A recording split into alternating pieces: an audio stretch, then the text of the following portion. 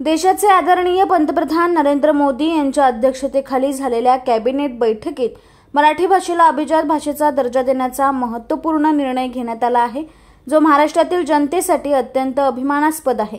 त्यानिमित्ताने जय भवानी पारंपरिक सेवा संस्था व अध्यक्ष अरविंद वाळेकर यांच्या मार्गदर्शनाखाली मराठी भाषेच्या अभिमानासाठी सामूहिक महाराष्ट्र गीत गायन करून जल्लोष साजरा करण्यात आला। केंद्र सरकारच्या निर्णयामुळे मराठी भाषा 7 समुद्रापार पोहोचून अधिक समृद्ध होईल। अभिजात भाषेचा दर्जा मिळाल्याने खऱ्या अर्थाने मराठीचा आणि महाराष्ट्राचा सन्मान वाढला आहे। त्यामुळे केंद्र आणि महाराष्ट्र सरकार यांचे आभार देखील मानण्यात आले।